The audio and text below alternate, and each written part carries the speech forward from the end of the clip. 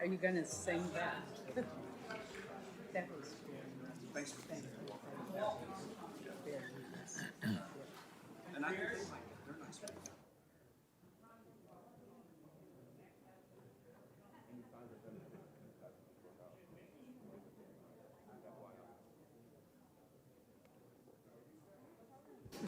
No. Okay, let's get started.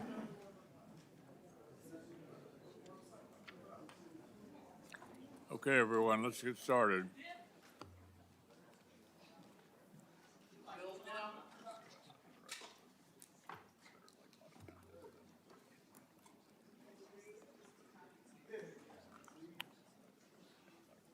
Okay, welcome. Everyone, the subcommittee will come to order. Secretary Hegseth, General Caine, welcome. Look forward to discussing the President's budget, and we appreciate the opportunity to do that today. Obviously, we have very good attendance. Today, the need for significant defense investments is as urgent and obvious as it is overdue.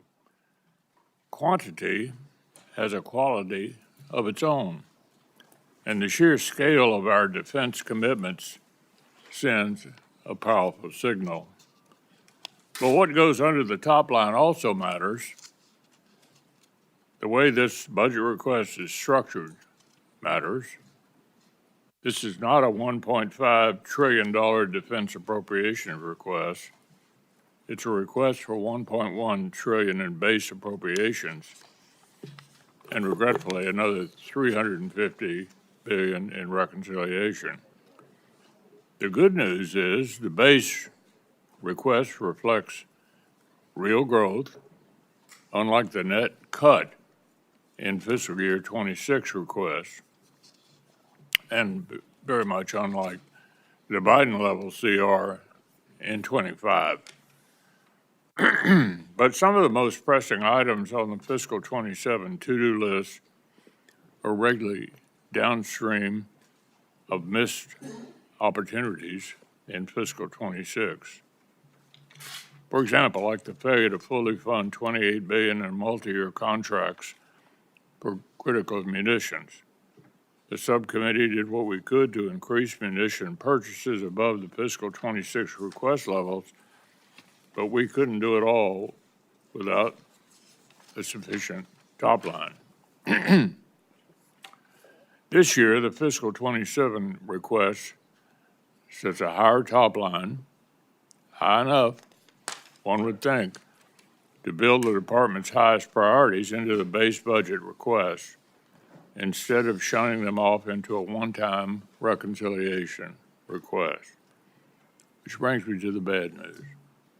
The 27 request fails to make room in the base budget for some of the military's top priorities. The distinction between base and reconciliation really matters. Base funding is what creates budget stability for the services and sends consistent demand signals to industry.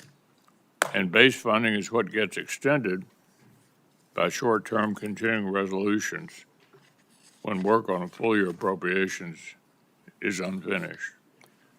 As I said last year, reconciliation should be a supplement to, not a substitute for,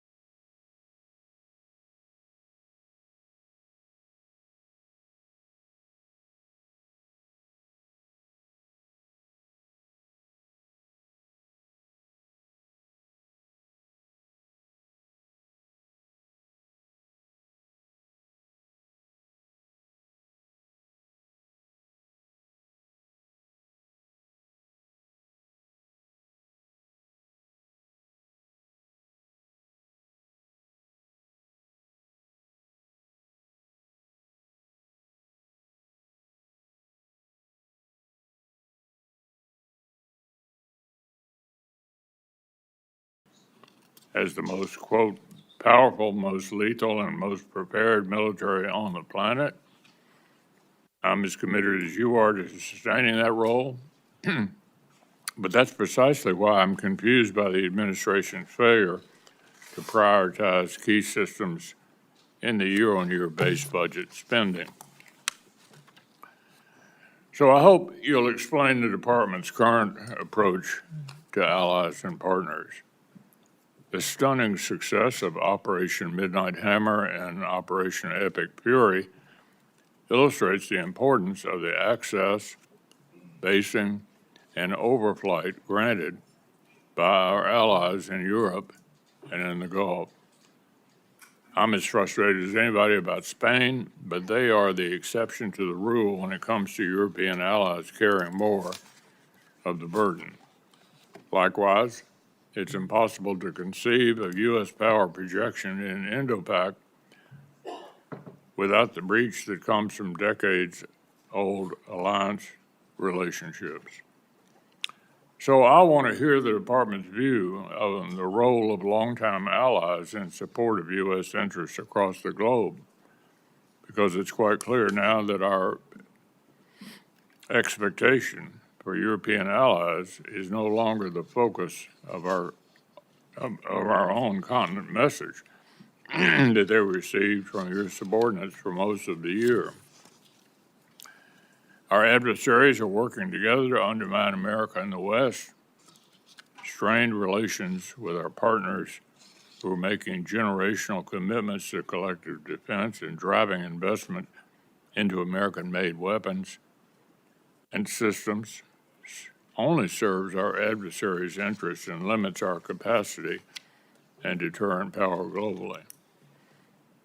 So I want to hear about the future of capacity building with committed allies and partners. From the Baltic states to Taiwan and the Philippines, I expect the European capacity building investments intended specifically for Ukraine reach their destination without further delay. Wars in Ukraine and the Middle East clearly show that we have things to learn from our friends. If we want drone dominance, it makes perfect sense to deepen cooperation with the world's most drone warfare experts. I want to underscore this is not charity. When our partners are capable, deterrence is stronger, and the risk to our own service members is lower. This is true in the Middle East today as it was in Europe and the Indo-Pacific. And I think it's noteworthy that our allies in the Pacific have an interest in Ukraine, have sent representatives to NATO meetings. They're hoping for and expecting that NATO will play a worldwide role in defending democratic countries against these adversaries that we're all challenged by. Our allies and partners have many of the interests, and if we fail to take full advantage of it, we're only hurting ourselves. I'll end with one observation on the prospect of supplemental appropriations. The deficiencies of our critical munitions stocks and industrial capacity actually existed long before the conflict with Iran and Russia's escalation in Ukraine. If the administration sends Congress a supplemental appropriation request, it'll be an important step toward fixing a long-standing problem and investing in future deterrence. It shouldn't be a referendum on the war in Iran. I supported a national security supplemental in 2004, even though I thought President Biden's approach to Russia and Iran was too weak. I did it not because supporting Ukraine is in our strategic interest, but because these funds helped replenish American stockpiles and restore our own defense industrial base. And in fact, jobs were created in 38 different states in this country, in our country, American jobs, by a significant percentage of what that went for. Today, the need to expand munitions production replace battlefield losses is actually even more urgent. So with that, I'll ask each of our witnesses, after we hear from Senator Coons, to make an opening statement and hopefully limit your remarks to 5 minutes. Chris? Thank you, Mr. Chairman. Thank you, Secretary Hegseth, General Caine, Chairman Caine, for appearing before us and for your testimony today. Let me just begin by expressing my gratitude to the service and sacrifice of the 2.8 million members of the Joint Force and the civilians who support them. And in this urgent moment, to focus on a few simple and clear questions. It bears repeating that the regime in Iran is a terrible regime that has the blood of thousands of American soldiers on their hands over decades, and that they pose a sustained and real threat to the United States and the region. And it bears repeating that our allies are increasingly distanced from us as our adversaries are increasingly aligned. I agree with much of what the chairman said, including that we are in a moment of real contest and danger in no small part because Russia, China, DPRK, and Iran are partnering. Russia and China are helping resupply Iran and the drones that they're using to contest and close the Strait of Hormuz, to target and kill Americans and degrade our facilities. And so if our adversaries are increasingly aligned, I think a core question is, are we? We have so many questions, Mr. Secretary, about this budget proposal, this $1.5 trillion budget request. And at the core is going to be, what's the cost of the war we're in Iran? How long will it go? What damage has been done to our security and our strategic position? When will we get a supplemental request and of what scale? When will we be requested to authorize this war? And when will the American people get a clear answer about our strategic goals and how we will achieve them? I share the chairman's concern that we have created real distance with our allies, most principally our NATO allies, who have stepped up and contributed tens of billions of dollars more to purchase the munitions for the defense of Ukraine and to dramatically increase their long overdue investments in our joint defense in Europe. But unfortunately, the way that the move towards war was launched 74 days ago, without consent, without consultation, has caused a real rift with our vital European allies. And again, as the chairman said, and I agree, there is also a critical and urgent need for us to recognize and embrace that in the most important test field, the battlefield in Ukraine, where the Ukrainians are fighting bravely and successfully against Russian aggression, they have innovated. They have delivered the most lethal and capable drone and counter-drone technologies in the world. What is bedeviling us in Iran right now? Their ability to use thousands of cheap, effective Shahed drones to hit our allies, their military facilities, and their oil and gas production facilities, and to target and hit civilian shipping. Who's the world's best at intercepting Shahed drones? Ukraine. Last year, the administration requested 0 for Ukraine and 0 for our key NATO allies in the Baltic states. And on a bipartisan basis, this committee put in $400 million. When we met just about a month ago for the first time over at the Pentagon, and thank you for that conversation, we all emphasized the importance of coming to us with a spend plan for these $400 million. This is a $1.5 trillion request in front of us. Why am I taking your time on $400 million? Because I think it shows a key piece, a missing piece in strategic vision.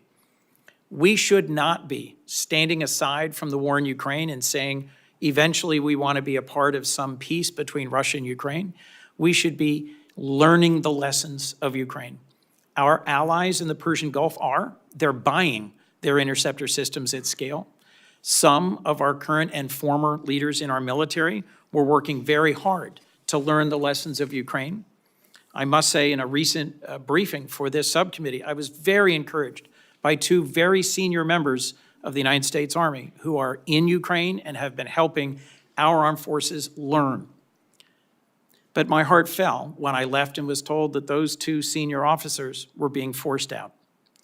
I am concerned that we have a distracted administration and a distracted department. From your written testimony, Mr. Secretary, it seems at times you're more passionate about fighting culture wars than winning the real war that we're in. At banning books, at cleaning alleged DEI off of websites, at taking on an anti-vaccine position rather than continuing the long-standing public health policies, at interfering with promotions. I'm stunned that you fired the 44-year Chief of Staff of the Army in the middle of a hot war and dismissed the Secretary of the Navy in the middle of a naval blockade.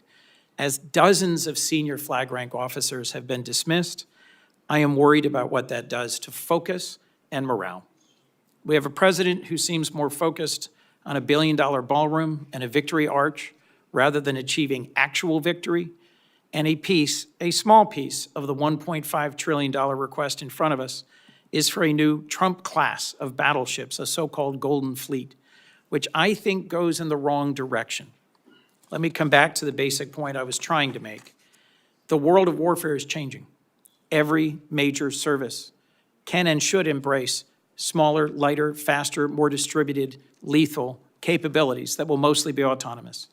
This move towards a Golden Fleet, towards a new battleship, strikes me as moving in exactly the wrong direction, giving our adversaries a bigger target rather than a more capable platform. How do I explain to my constituents the cost of this war and the cost that we are looking together to invest in our national defense? I share the chairman's concerns about reconciliation. Last year, $150 billion was provided to the department, but the mismatch between base year and 1 year, between long-term and short-term, caused tens of billions of dollars in errors. Errors in how shipbuilding was handled, errors in how new munitions are being acquired. And working together on a bipartisan basis, we fixed many of those problems. This year's budget proposal triples that request to $350 billion. I agree with you about the urgency of our national defense. In your written testimony, you lay out 4 key goals: defend the homeland, deter China, increase burden sharing with our allies and partners, and supercharge the defense industrial base. As you've seen in the last Congress, I've worked with you and with Deputy Secretary Feinberg on multi-year munitions. I cheer the goal of finally passing an audit in 2028. I think we have critical investments to make in our defense industrial base. I think we are absolutely in the fight of our lives as a republic to win AI and quantum, space and surveillance, and the capacity to fight drones and launch drones. But I'm concerned that you, sir, and this department is distracted by issues that are not focused on the core thing we need to achieve. I could not agree more with what you said in your written testimony. For a generation, the United States was largely distracted by open-ended wars of regime change and nation building. And as you summarize this administration's approach, we will not send America's best to advance foolhardy or reckless adventures halfway around the world. Mr. Secretary, I agree that the Iranian regime is a terrible regime. I am grateful for the service and the sacrifice of the Americans who've been wounded or who've lost their lives in this current conflict. But I do not understand the strategy. And as the average American is seeing the costs at the pump and at the grocery store, and as this committee is being asked to approve the largest single-year increase in defense spending in decades, I need to better understand the answers to the urgent questions I've put before you. Thank you, Mr. Chairman.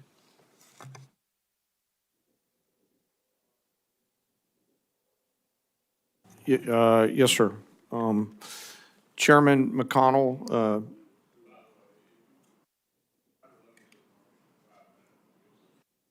Just have plenty of questions. Go ahead. okay, John. sir. I'll try to keep it short. Ranking Member Coons, other members of this committee, thank you for being here. I'm honored to be here alongside the Honorable Pete Hegseth and the Honorable Jay Hurst to talk about this year's President's budget. I'm grateful for the opportunity today to speak with you about the foundation of America's strength, our 2.8 million members of our joint force. And I'm continually inspired by the soldiers, sailors, airmen, Marines, Coast Guardsmen, Guardians, and civilians standing the watch. They all could choose to do something different, but they choose to come serve our nation and do something more important than themselves. I would also like to highlight the 40 members of the Joint Force who've passed on from operations, combat, and training during my time as chairman, to include the 14 members who passed and were killed in action in Operation Epic Fury, and also highlight our most recent loss, First Lieutenant Key from Africa, who was out there, TDY. As chairman, my duties to ensure civilian leadership has a comprehensive range of military options and the associated risks required to make our nation's most difficult and complex decisions. I owe the President, the Secretary, and you, the Congress, the truth at every turn, and my blueprint for this role has always been General George C. Marshall. His firm commitment to civilian control, to a nonpartisan military, remains my constant standard. I strive to follow his example by working with you and providing clear and candid, strictly nonpartisan military advice, and to present this committee and my civilian leadership the clearest possible assessment of risk, readiness, and executability, and mindful today of the unclassified environment that we're in here. We are, as you said, Chairman and Ranking Member, operating in a delicate and dangerous times. Global risk is scaling, and the complexity of the modern battlefield demands constant adaptation and innovation.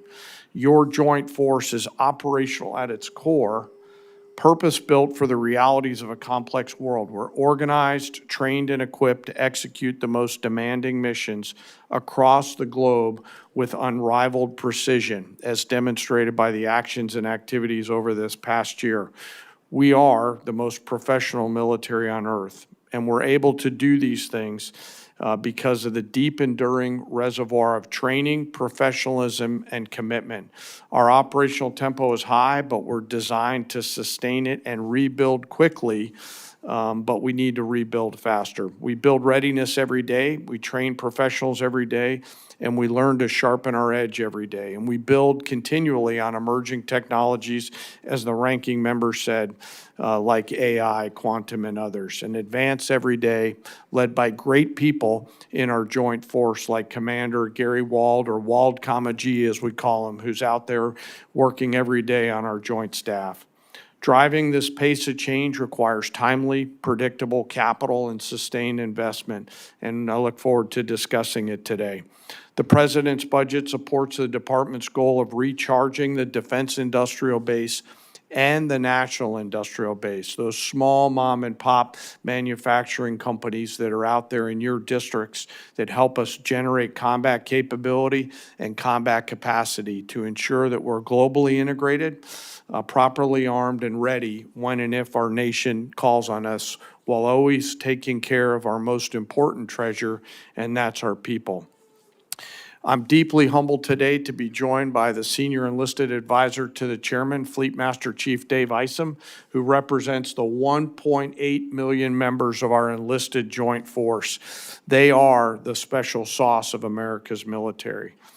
We face dynamic and dangerous times, but I have incredible trust and confidence in the Joint Force today.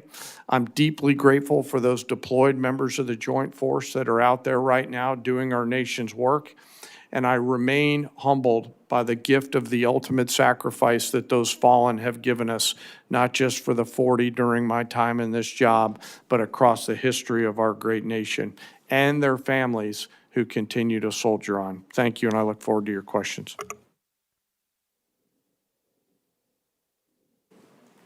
Thank you, Mr. Chairman, Ranking Member, members of the committee. Thank you for the opportunity to testify in support of President Trump's historic $1.5 trillion 2027 budget for the Department of War. The President's budget request reflects the urgency of the moment, addressing both the deferred maintenance of longstanding problems as well as positioning our forces for current and future fights.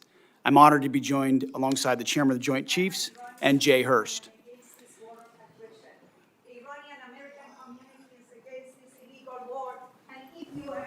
If you approve this budget, you will complicit in the war crime of this administration.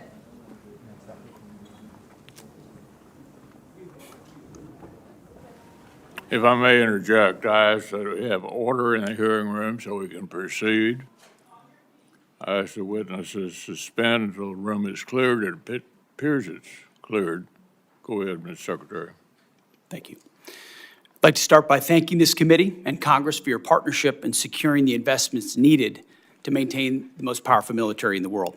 Our nation's ability to build, to innovate, and support the critical needs of warfighters at speed and at scale is the foundation upon which our survival rests.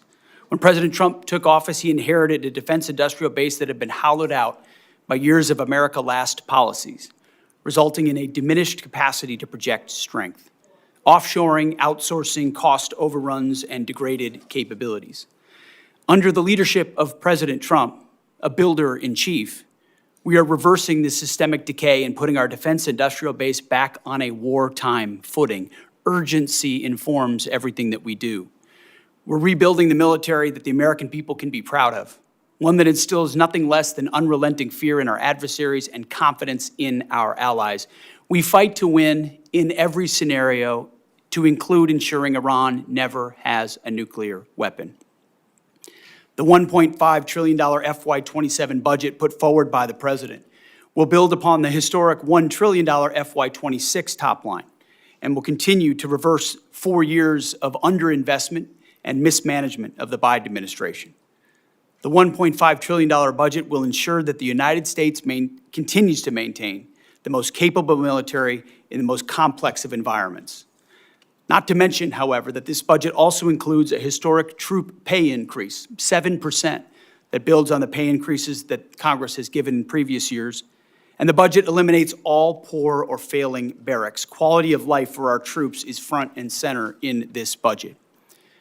By supercharging our industrial capacity and transforming how the department does business, we are restoring American commercial dominance at a pace unseen in generations, transforming the defense industrial base from the broken, slow-moving systems of the past. We have flipped Pentagon acquisition processes from a bureaucratic model to a business model, decisively moving from an acquisitions environment paralyzed by bureaucratic red tape to an outcome-driven organization focused on delivering the most for taxpayers.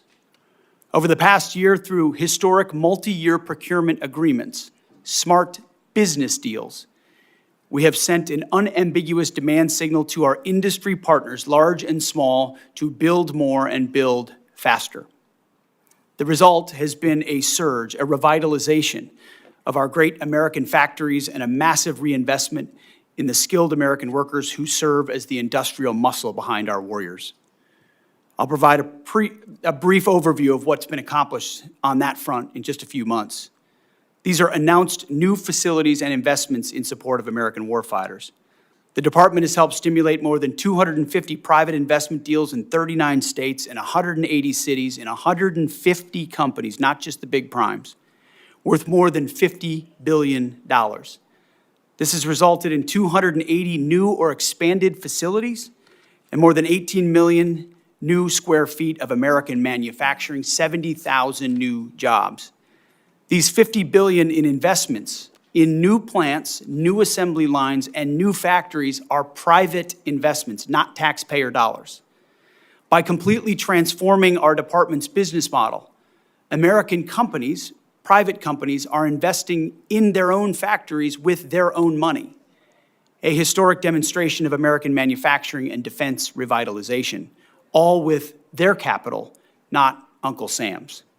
This has not been done before and is long overdue. It's from a bureaucratic model to a business model.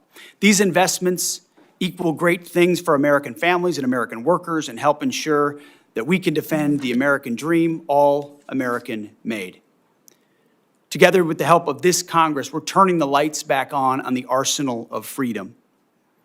We're firing up the American economic engine at every level of our defense industrial base. Every policy we pursue, every budgetary item we request, serves to ensure that this department remains laser-focused on increasing the lethality and survivability of our fighting forces from the front lines to the factory floor.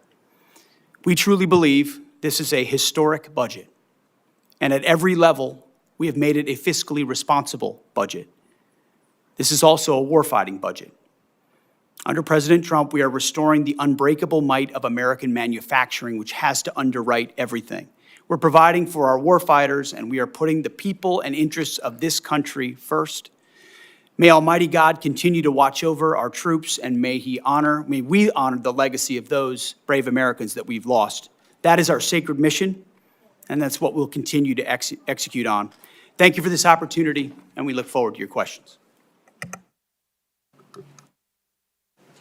Thank you, Mr. Secretary. I know we all understand you're going with the president to China. We all agree they're the greatest long-term military and economic challenge to U.S. and our Western allies as well. Of course, Taiwan, Japan, and Philippines look to us. So can you reassure the countries out there in the Pacific that their security will not be on the table during the talks in Beijing? Is our strategy to preserve American primacy or simply to accommodate China's rise? And can you speak to our commitment to preserving freedom of navigation in places like the South China Sea? Well, thank you for the question, Senator. I would never purport to speak on behalf of the president or what he will say or how he'll approach these talks, but having an opportunity to watch him work, every aspect of what he pursues inside this relationship is to ensure that American interests are advanced. And our department, underneath that, we've worked very hard in that region, in the Indo-Pacific, with Japan, with the Philippines, and others, to make that a priority to ensure that America's security is amplified by burden sharing of partners who recognize the shared threats that we face and are willing to invest alongside us. And some of those things are known to the public. Some of those things are not known to the public. But since the beginning of my time in this job, we've focused in that area of operations to ensure that Admiral Paparo has every option available to include with partners to create all the dilemmas necessary to give America every advantage possible, whether it's freedom of navigation, access basic and overflight, and ultimately put the president in a position where he's going into Beijing in a position of strength, which he will be. So would you be a little more specific about navigation, particularly in the South China Sea? I think what you've seen from this administration is a commitment to freedom of navigation. Take, for example, the BAM and the Houthis, which under the Biden administration, they allowed American ships to get shot at without consequence. And President Trump undertook that mission, Operation Rough Rider, for 50 days, and the Houthis stopped shooting at our ships. It wasn't a nation-building exercise. It was an advancing of freedom of navigation and our interests. The same would pertain to any waterway in the South China Sea. America's ships should sail freely, so should others in the international maritime sphere. Army Secretary Driscoll has described Ukraine as the Silicon Valley of warfare, as I suggested earlier. I think we'll all agree on that. And the outcome of the war really matters to American interests. Is there a policy preventing senior department officials from traveling to Ukraine? Do you support or oppose senior officials traveling there? Senator, we've had many senior officials travel there, and we learn a great deal. In fact, I've personally approved additional personnel there to learn from that drone battlefield, both on offense and defense, to ensure that we're learning every possible lesson from that conflict and incorporating it in real time into how we defend and we go on offense in an era where drone dominance is required. And that's why this budget spends so much on drone dominance. Take the lessons learned from Ukraine and other battlefields and ensure we're applying them throughout the fighting force as quickly as possible. Well, you know, I think what's not in dispute is that NATO is the most important military alliance in world history.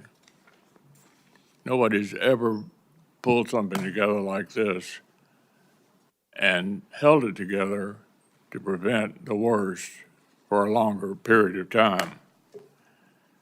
Basically, it seems to me that a lot of the European countries think that we're reducing our influence there, that they're sort of on their own, and somehow American leadership is not essential to NATO going forward.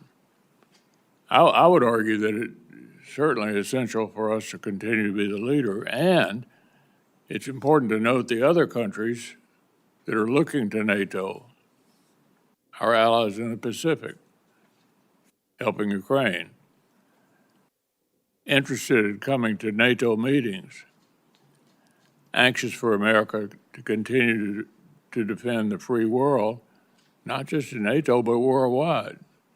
It's a big job, and they're looking to us. There's nobody else who can do that. So what is the department's concise vision for the role of our allies and partners in defending America's global interests? Senator, our vision is to have real, capable allies and partners. I think that's what we've seen in Epic Fury. Israel's Air Force and their ability, will, and their capability is a demonstration to the world. There are other allies like that, and we need more of them.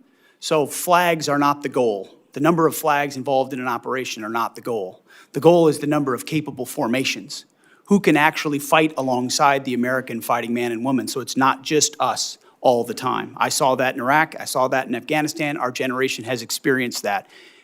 No administration has done more to ensure that our allies and partners realize they need to step up so that we can amplify our capabilities. That's what burden sharing is all about. It's not just we carry the burden for other countries, it's other countries are capable of coming alongside us as well.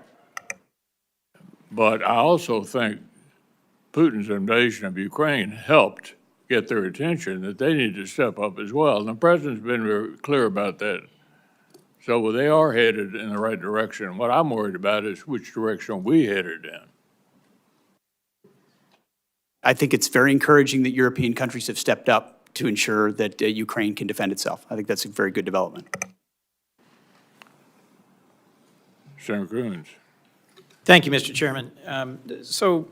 Mr. Secretary, in January, President Trump signed the fiscal year 26 defense appropriations bill. It provided $400 million specifically to aid Ukraine in their fight against Russia. This is at a time when our European allies and partners have stepped up to take on the overwhelming majority of the cost of any munitions or support for Ukraine. So far, your department has not spent a dime of that $400 million, despite repeated follow-up requests from the chairman and myself. In a call just last week, your staff indicated we will see a spend plan for those funds this week. Will you commit to spending those $400 million for weapons for Ukraine, and when will we receive your department's spend plan? I appreciate that question. The $400 million for European capacity building has been released from the Secretary of War's office, and we'll work with EUCOM to make sure they spend it accordingly and properly, which we have all faith that they will. Mr. Secretary, when will this subcommittee get the associated spend plan for the $400 million? Yeah, I mean, we will work with your committee to make sure that the spend plan as allocated, I want to make sure EUCOM is fully informed in how they want to spend this. They're the closest to the problem set. And so working with them to ensure that you have the spend plan, we'll work with you. Mr. Secretary, thank you, but it's May, and this has been the law since January, and you or your representatives have been asked this repeatedly on a bipartisan basis by members of this committee, and I think dragging our feet on this small investment in Ukraine's defense sends exactly the wrong signal to Putin at a time when the contest for freedom has its front lines in Ukraine. As you said, Europe has stepped up, donating billions to buy U.S. weapons to send to Ukraine to help them as they continue to take ground on the battlefield. But it seems not all the money donated by our European allies is going to buy new weapons for Ukraine, as they had understood. The memo you released just last week, prior to your testimony at Senate Armed Services, indicated DOD has and will continue to divert some of these funds back into DOD accounts for our own use. Will you commit, Mr. Secretary, to spend every dollar donated by our European allies for Ukraine on new weapons and capabilities for Ukraine? The Pearl Initiative, which you're Yes. referring to, which is Yes. instituted underneath this administration so that European countries are paying for American equipment to provide as they see fit. NATO allocates where it would like to allocate that. It can choose Ukraine if it'd like. That money, when it's paid for, that's where it goes. It goes to those efforts. Well, look, as the chairman raised, and as I will repeat, I view NATO as the most successful mutual defense relationship we've ever had. And your comment about we need not flags, but real and capable allies, and the foot dragging on both Pearl and the investments in our Baltic allies and Ukraine causes me real concern. As you know, a bipartisan group of us from the Senate and the House went to Denmark to lay a wreath at the memorial to the 52 Danes who served, fought, and died alongside our troops in Afghanistan. Those were not just flags. Those were real warfighters who fought and died at our request in a war that began by NATO's initiation, a service and sacrifice in Afghanistan. I just think we're sending the wrong signal by the president's announcement of the intention to withdraw 5,000 troops from Germany. Could you help me understand what is the strategic reason for a drawdown of U.S. troops from Western Europe? I would just like to clarify, Senator, it's never about the heroism of foreign troops. I fought alongside great British and European and Australian allies in Afghanistan. It's the political caveats and the limitations that they come with. It's not the troops. It's the capitals of those militaries that limit what they're able to do, where they're able to go, who they're able to fight, that create limits on our own. And anybody that's been in these formations knows that. So it's easy to talk about here. It's another thing to apply. And we need allies that are burden sharing, not becoming a burden with political limitations. I'm not talking about the troops. Thank you. Our president said in Europe that we never asked for and never received anything from our NATO allies. Was that your experience in Afghanistan, serving and fighting alongside our NATO allies?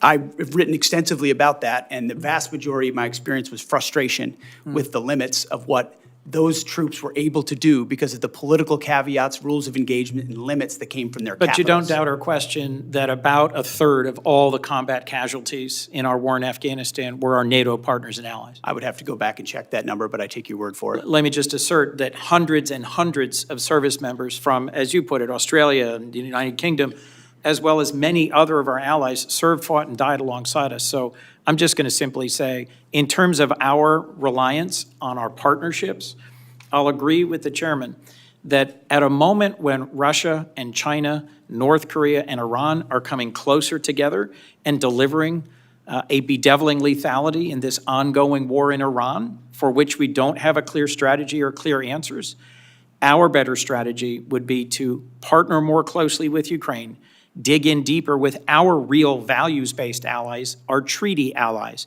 in the Western Pacific and in Europe, and together find a path out of this, rather than berating them and bullying them for not coming along in a war they were not consulted about or briefed on before it began.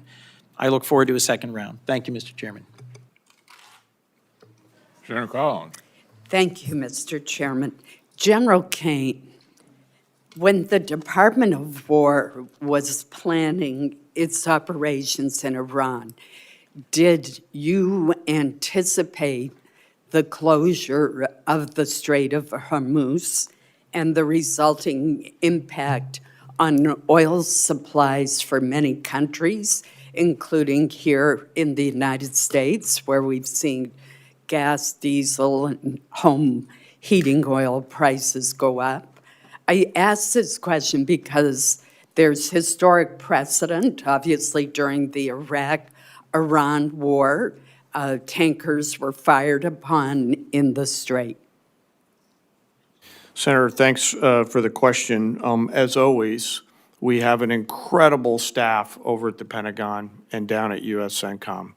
And we always look at the range of military branches and sequels. I won't comment on any particular one because that gets to whatever advice I may or may not have given to the president, and I do that in private. But you should rest assured, as should the American people, that we cover and consider the full range of things all the time in our careful consideration of military actions and the advice and/or options that we present our civilian leaders.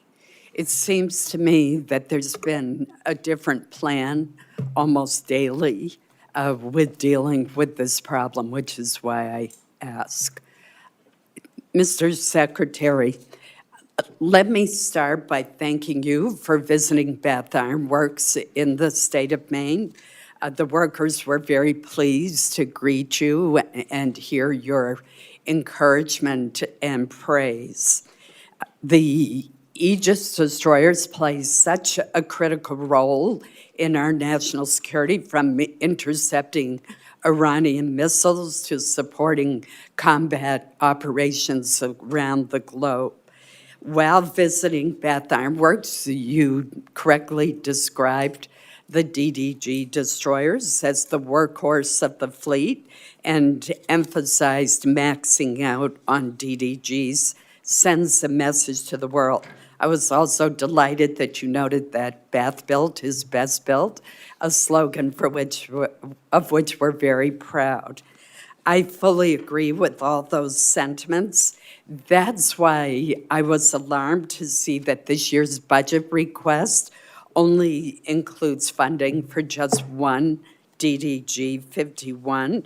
That's down from 2 in FY26 and 3 in FY25.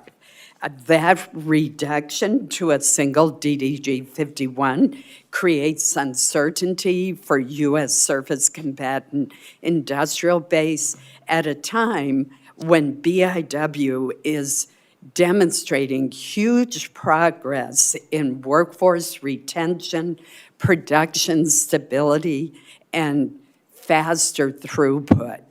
So there needs to be a steady demand signal for DDGs in order to keep the yard operating at all phases, from cutting the initial steel to completing the ship. So I'm puzzled by why only one DDG is requested and concerned about what that will mean as far as maintaining that workflow. I'm particularly puzzled by the decision in reconciliation to request $1.8 billion for foreign-born surface combatants at the same time that there's the proposed cut for American-built destroyers. Wouldn't providing a demand signal for U.S.-built DDGs from the department help the industry further increase the speed at which these ships are being produced? And I'm sure when you were at Bath, they probably showed you the chart of the enormous progress that they are making. I appreciate the question, Senator, and it was a great visit, and it's incredible what they do. To both your questions, the answer is shipbuilding capacity. And that's why we invest, $65 billion in shipbuilding in our shipyards, is because the reason for a request of that number is the ability to build them and how quickly. And so as soon as that capacity is increased, which we anticipate this investment will do, then we look forward to ordering DDGs into the future, because they are the backbone of our naval fleet. Thank you, Mr. Chairman. Senator Irvin. Thanks, Mr. Chairman. I associate myself with the remarks of Senator Coons earlier about the $400 million for Ukraine, and I hope that it is allocated quickly. I'd like to ask a similar question about the $200 million in that same appropriation bill that was designated for the Baltic Security Initiative. Has that money been released? If it has not been, it should be. I don't know, has it been released? Senator, so I believe there was a mistake with how the appropriations bill was written. We're trying to rectify that through a reprogramming action to make sure we have sufficient funds in the DSCA account to execute BSI. It's 5 months after that bill was signed into law. How long will this take? I think it's contingent on the reprogramming action being approved by the committees of jurisdiction of the Department of War. So you're suggesting he has to go back through Congress for the current appropriation? I need to move money between DSCA accounts to execute BSI. That's right. Well, I can tell you, I would like to work with you to dispatch that money. It is needed for the Baltics and Poland and needed on a timely basis. Absolutely. I'd like to take a moment to reflect on the war in Iran, which you, Mr. Hearst, testified before Congress, has cost us $25 billion, 14 U.S. military personnel tragically killed, and a tenuous ceasefire in place. As I look at the achievements, Iran to date, led now by an even more extreme supreme leader.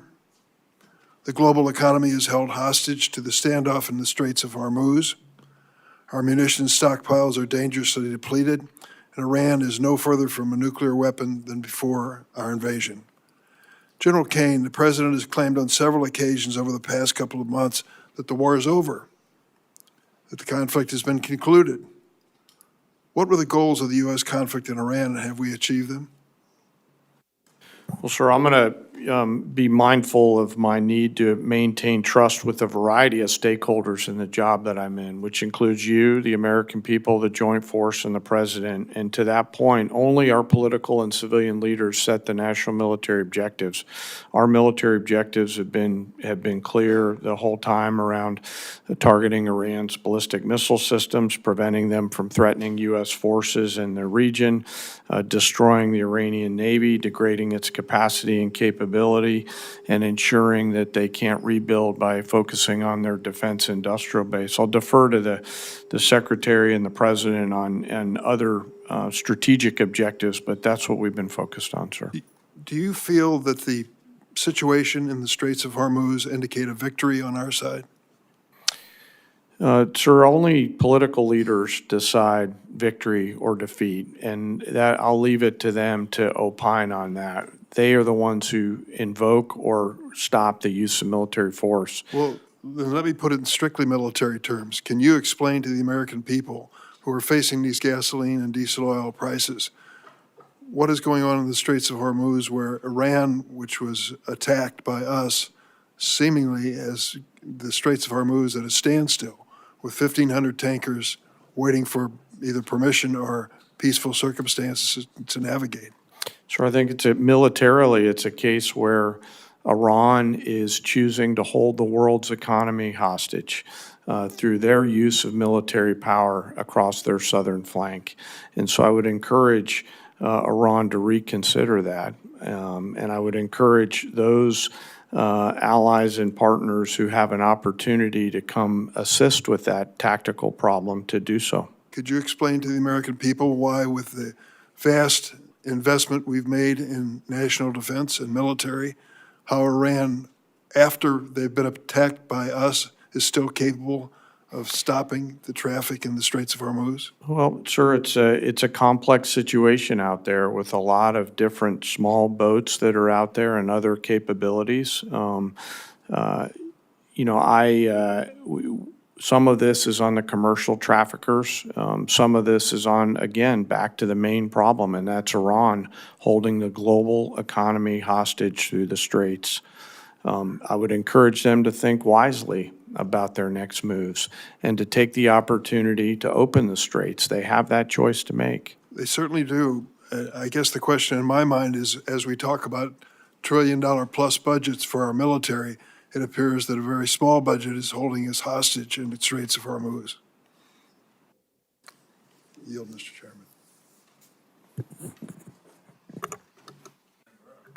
Chairman. Thank you. I just want to start off with saying that these military operations against Iran have been spectacular.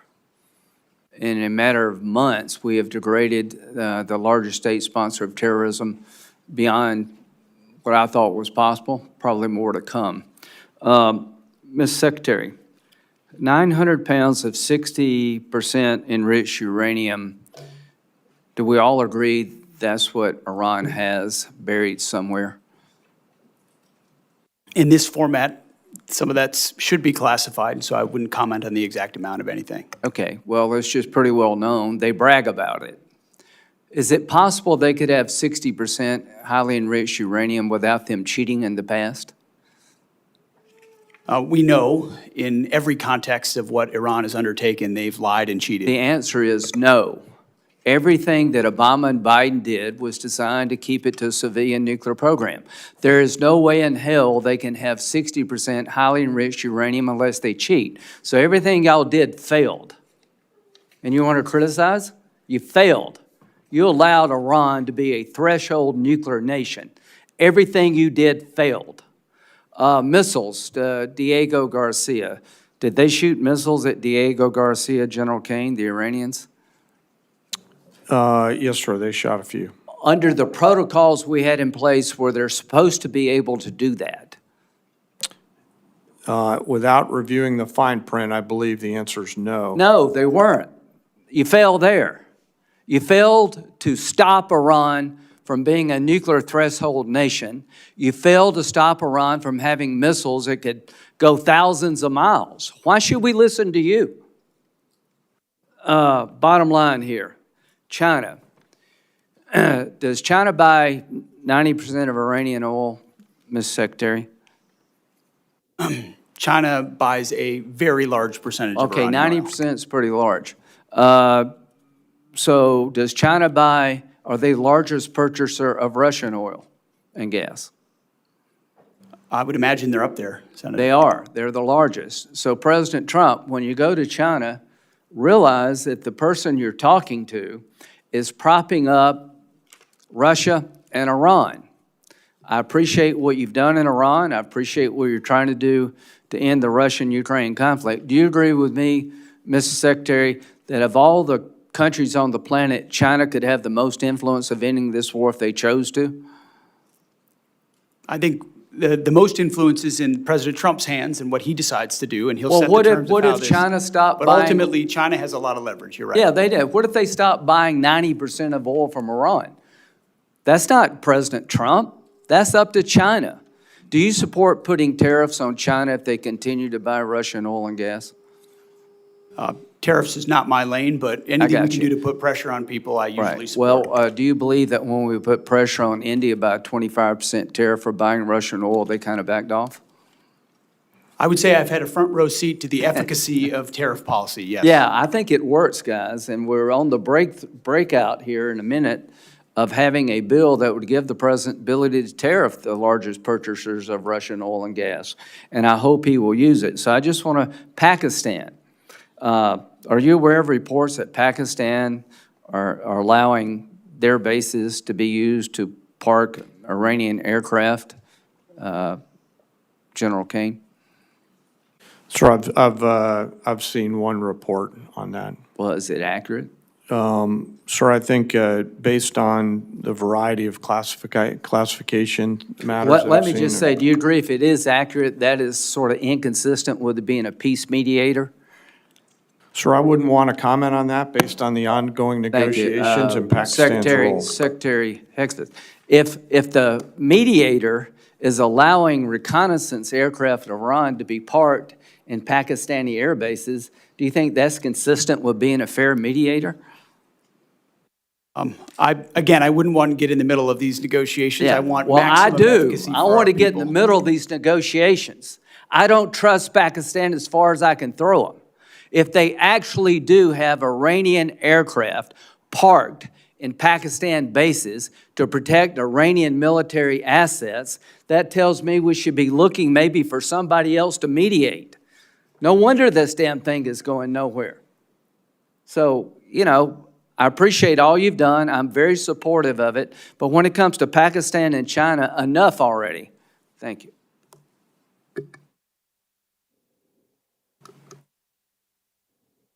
Thank you very much, Mr. Chairman. Thank you, gentlemen, for being here today. Mr. Secretary, we have been trying to track down the expenditures in the Operation Epic Fury and Operation Freedom Now. And we've sent letters, and we've got very few responses. We've been sending letters since March 10th. We did understand that it was released that in the first 6 days, $11.3 billion was spent. And then recently, we were told $25 billion was spent. Today, I think the number is $29 billion. Can you provide some details as to what consist of that 29 billion? Have we counted everything? Yeah, Senator Reed, so I testified this morning to HACD that between the joint staff and the comptroller staff, our operational cost estimate is now $29 billion. A lot of that increase comes from having a refined estimate on repair and replacement costs for equipment. Our munitions costs are fairly fixed. We think they're very accurate, and there's some O&M costs there as well. We're not making an estimate for MILCON at this time. We don't know what our future posture is going to be. We don't know how those bases would be reconstructed, and we don't know what percentage our allies and partners will pay for that reconstruction. So you do not consider installations that have been damaged in the conflict, correct? We just don't have a good estimate at this time. So it's not in the $29 billion. That's correct. Expended weapons, are they totally included within the estimate? Yes, to the best of my knowledge, we have a full count of the expended weapons. And weapons transferred to other countries in the region, are they counted in? I would want to double check to make sure we have that accurately. Please, I mean, you're coming up and asking for another significant supplemental, et cetera, and before we can, I think, reasonably appropriate additional money, we have to find out how the existing appropriated dollars have been spent. So that's critically important. And I know also that the budget asked for another $350 billion in reconciliation. How essential is that to your budget? I would say it's extremely essential to achieve the generational investment that the president is trying to make. But that would be on top of the $150 billion we received in the big, beautiful bill, which would be $500 billion, half $1 trillion in 2 years. And again, we're not getting, I think, the detailed spend plan, the detailed obligation plan for this. And without it, it's very difficult to say, just take the money and run. You know, we have a job to do too. Any comments, Mr. Secretary? We recognize that, and our you know, in a perfect world, everything's part of your regular order. This is a dynamic place with a lot of dynamic factors, and so in order to get where we need to with the historic investment for this department, we think this is the best allocation in order to get there, Senator. Well, I think detailed analysis, detailed data that we receive will help us make more sensible judgments. And, you know, we're just sort of vague generalities are not helping this committee make critical judgments. And the trade-offs are significant. Deficit is increasing dramatically. We have to be conscious of that. We also have to be conscious to helping American families just get by. And inflation just hit 3.8% today, which is I think the biggest numbers is 2023 or something. So we're fighting all these forces that are not directly connected to your mission, Mr. Secretary, but they are connected to our mission. General Caine, your observations on the future course of action in the Persian Gulf. We're in this tenuous ceasefire. What's your sense of the direction forward? Well, sir, I won't opine on a hypothetical. What I will assure you is that we retain and continue to hold a range of options for our civilian leaders. It would be inappropriate for me to opine on how it may go, but rest assured, we still hold many, many options. Have you been surprised by the resistance of the Iranians? Sir, as a warfighter, I always assume an enemy's going to resist. And the job of the joint force is to win at the time and place of our nation's choosing. So I always assume an enemy's going to fight, and I find that's the best pathway. I think so too, and you communicated that to the president as you advised him before the decision was made? Sir, as I've said respectfully before, I won't comment on my private conversations with the president in order to make sure that I maintain trust with him and with you and the American people and the joint force. That's a principled response. Thank you very much. Thank you, sir. Senator Moran. Chairman, thank you. Secretary Hegseth, welcome. I just returned Friday from a visit to China. And one of the things that is seemingly clear to me is that Taiwan remains at the forefront of the Chinese efforts, next steps in what they want to accomplish. We have commitments, I guess, to defend Taiwan. You can explain that to me as you choose. What I would like to highlight is while Taiwan is still at the forefront, at least in the minds of the Chinese, the United States is seeing the Russian invasion of Ukraine, in which we're yet to some degree still involved. We're having deterrence in the Indo-Pacific in regard to China. We're conducting operations in the Middle East. All of that has drawn strategic capabilities from the joint force. One of the things I think we can do to augment our joint force is strong allied relationships, partnerships with others. Given the current threat environment that we are in and the scale of the global demands upon the United States, can you speak to how the department views the role of allies and partners in sustaining our global posture? And does the defense budget recognize, reflect the needs to strengthen allied integration and maintain credible unified deterrence? Senator, I appreciate the question, and I think foundational to it is a recognition that countries closest to the problem set should be most invested in ensuring that they can deter that adversary, which is why we want European capabilities to increase to deter Russian aggression. When you look at the Indo-Pacific, it's been a focus of our department since the day I showed up, whether it's ASEAN or Shangri-La or traveling to the region, going to South Korea, going to Japan, going to the Philippines, having them to our building to build out those relationships in a very real operational way. It's not about what we can sign. It's about what contingencies and dilemmas can we create for adversaries who may seek to expand their sphere of influence, whether it's militarily or economically or through pressure. And so I think while we've been involved in a lot of efforts around the world, through the president's leadership, we've reestablished deterrence. The world knows that America's word means something, from Maduro to the Houthis to Midnight Hammer to Epic Fury. When the president says you can't have a nuclear weapon, he means it. When the president says you're an indicted individual, he means it. Everybody sees that, including in the Indo-Pacific. And when you do that, plus build out your alliances, not based on talk, but based on capabilities, access, spacing, and overflight, training, interoperability in discrete ways, I think all the right people pay attention to that and see it, and that's been the focus in the Indo-Pacific for us for a while. And the budget request reflects those that circumstance that you just described. Very much so. I would say Admiral Poparo, his request, his line items, his input was front and center in the build of FY27 to ensure allies and partners are considered. Yes, sir.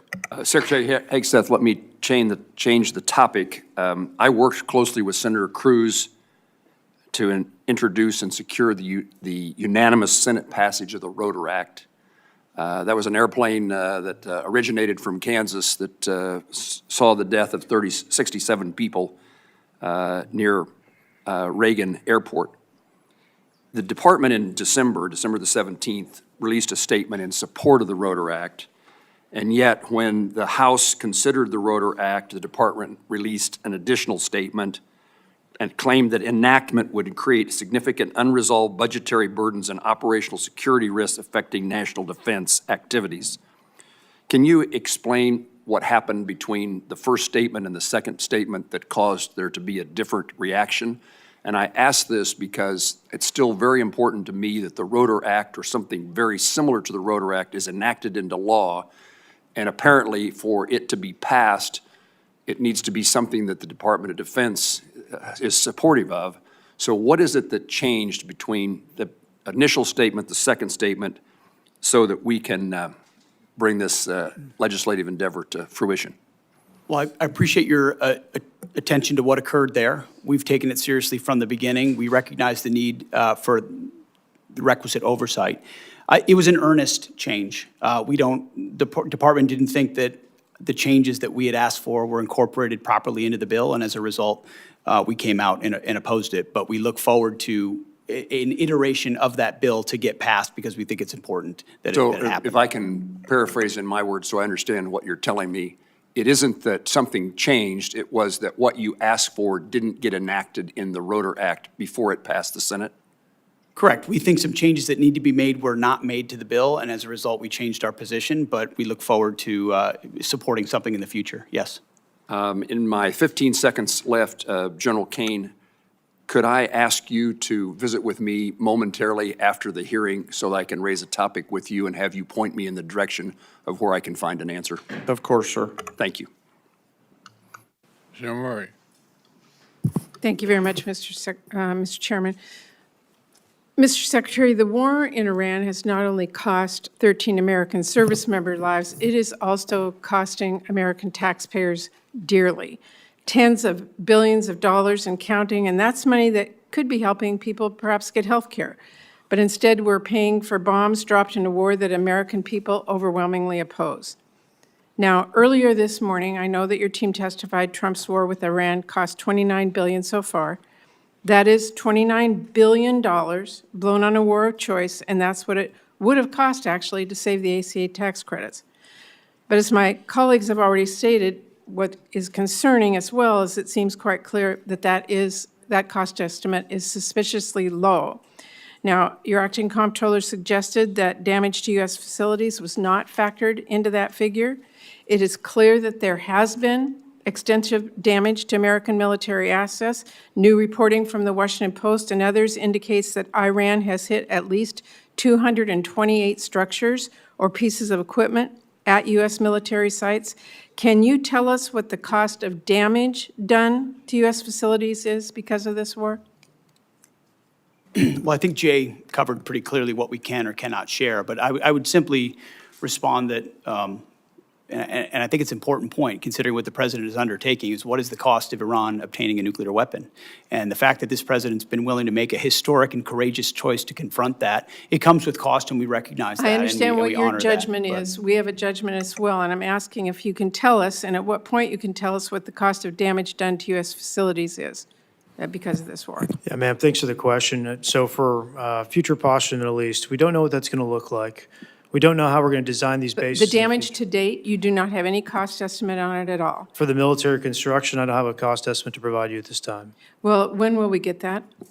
Again, it depends on what the future posture is, how we decide to To construct those date, bases. to date. You know what has happened to date. We can't get that number, and that is a real concern to us. Our job is to appropriate dollars, and we're just told it's coming, and we don't get it, so it's very hard to do our budgets. And right now, Mr. Secretary, people are paying $4, $5, even $6, $7 for gas, and American taxpayers are now on the hook as well for paying for this disastrous war.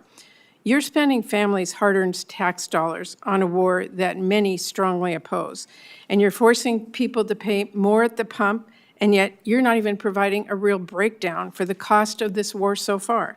We have no real details, you have indicated that, and yet now you want Congress to send you $1.5 trillion more.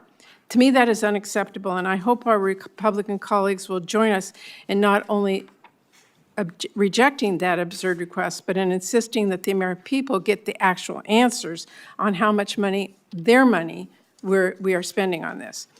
Now, let me turn and say, Secretary Hegseth, the president has called Medicaid, Medicare, and child care little scams and said, quote, "We're fighting wars, we cannot take care of daycare." I'm just trying to understand that. Is it your position, since you're asking taxpayers for another $500 billion for the war, that American families should be forced to give up child care and health coverage so that you can have $1.5 trillion for this budget? Senator, that's not my department. I certainly support this, and I also support the president's efforts to find and remove fraud wherever possible in a general sense. I'm not talking and we about do that in our fraud. department as well. I'm at every step. talking about fraud. I actually asked whether an American family should lose their health care or their child care to pay for this budget. That is literally what the president suggested. The president has proposed a historic $1.5 trillion budget that will defend the nation and confront threats like Iran, which previous presidents allowed to happen, as Senator Graham pointed out. Well, Previous administrations said they wanted to Your take care of this opinion, problem, the question, and they did not, and he's The question in front doing of this it. committee, the question is, what are they being asked to give up for this $1.5 trillion? That's where I was talking about. And lastly, Mr. Secretary, your budget request cuts through Trump's ramblings and really, to me, makes the truth clear that you and the president don't value families as much as you value defense contractors. You want to increase the war budget. I meet Let me every finish. family at Dover. Okay, don't tell me Let we me- don't care about families. We Mr. sure do. Mr. And we Secretary- take care of them in every way we possibly can. I'm asking you about taxpayer dollars that everybody has. When we've been to war before, we have asked people to do victory gardens. We've asked them to pay more. You are not doing that. You are asking for $1.5 trillion, which means something else has to be given up. That is what this committee is looking at. You want to increase the war budget for the next year by $500 billion. That is taxpayer money that could be used to feed families or build new affordable homes or wipe out some diseases completely or increase child investments 20 times over. But you are asking us to blow it all on war, and that's not even counting the money that you have spent bombing Iran or that you may still request in a separate supplemental. And to me, this budget wasn't even strategically crafted. $1.5 trillion is like the president decided that was the number and you all filled in the blanks. So what I'm here today to say is you asked for a massive laundry list of unnecessary spending. It's a huge payday for defense contractors, and you still don't even ask to give DOD civilian workers a pay raise. And to me, this is absurd. I know you do not care what I have to say. So let me quote you someone you might actually listen to. President Eisenhower. He said, "Every gun that is made, every warship launched, every rocket fired signifies in the final sense a theft from those who hunger and are not fed, those who are cold and not clothed. This world in arms is not spending money alone. It is spending the sweat of its laborers, the genius of its scientists, the hopes of its children." That is what this budget proposal is asking. It's going to leave Americans cold and hungry to fund Trump's war and make defense contractors a fortune.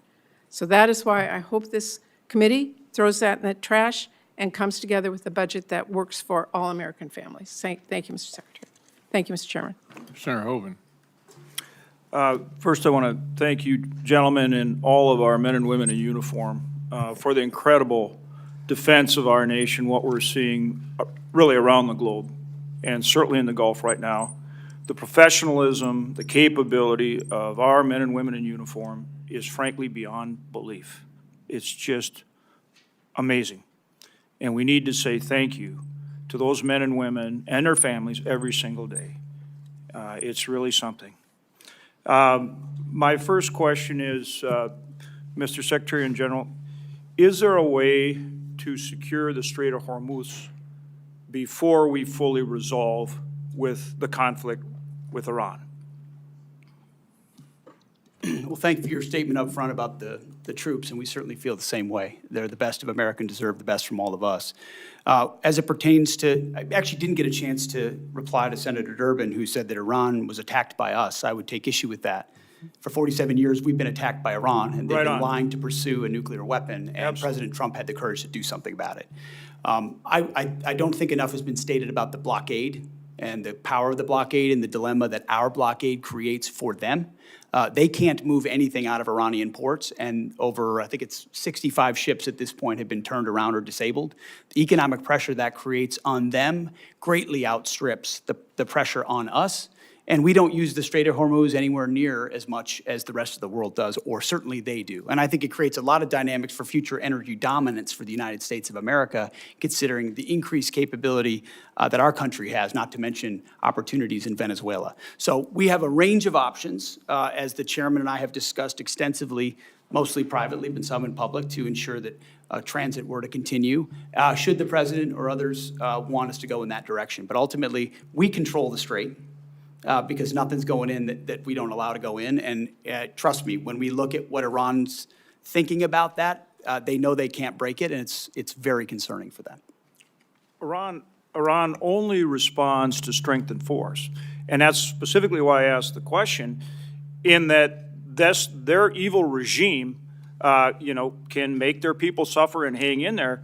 But if we can keep the pressure on with the naval blockade and navigate the Strait of Hormuz, we can keep the stranglehold on this evil regime and force the type of solution that we need and the kind of verification we need to enforce it. And that's, again, why I asked this question, and maybe both of you gentlemen could respond to that. I'm not saying that is what the outcome will be, or, ultimately it's up to President Trump. But what I'm saying, is it possible to keep that stranglehold on with the blockade, even though, the tyrants, the IRGC won't give up right away, and secure the Strait of Hormuz while we continue to put that pressure on them for a result that can work for this country and the world, and that's enforceable? And I'd like you to give me some more color on that, both of you gentlemen. Sir, I'll take a moment here and talk about pressure. And what you're really alluding to is what the entirety of the interagency is working on. With a hat tip toward Secretary Bessent, Secretary Rubio, and the rest of the interagency, the totality of total pressure, which the military element is just one component on, is what the regime in Iran is feeling right now. And I think there's no shortage of ability to hold that pressure. The decision on for how long to hold that pressure is, of course, a political one and within our civilian leadership. But I would highlight that they are absolutely feeling that pressure, not just from the blockade, as the Secretary talked about, but the continuation of sanctions that Treasury and others have put on there, and we retain a range of military options. Well, I 100% agree with you, but their ability, the regime's ability to endure pain is significant because they just put it on their people. My point is keeping that pressure on them, but at the same time securing passage in a way where commercial traffic will start moving. That relieves pressure on us and our allies, and that's what I'm asking for more color on how you effectuate that. Senator, there are options for that, should we go in that direction. There's a multitude of different directions, should the president seek to go that way, that we're prepared to operate on. Evidenced by the destroyers that went in and came back out. Exactly. To the great detriment of the limited ability of Iran to defend. I mean, remember, the entirety of Iran's conventional navy is at the bottom of the As with Persian Gulf. everything you do, you start out at a really high level, and then you just get better. And I'm seeing that with this blockade right now, with the way you disabled those last two tankers. I mean, you're getting better at blockading. And again, that's why I'm looking for continued options to secure traffic in the Strait while we continue to put pressure on Iran. Okay, thank you, gentlemen. Thank you, Chairman. Secretary General, thank you for being here.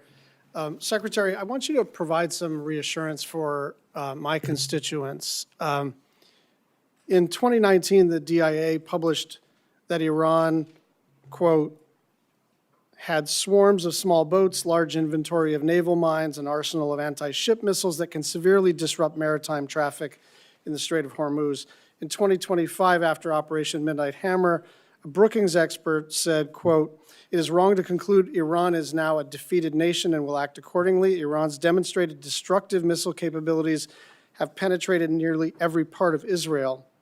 Iran's arsenal could endanger American forces in the Gulf." And Senator Collins asked General Caine about the extent to which you were briefed and the president was briefed about the very likely outcome of this kinetic engagement.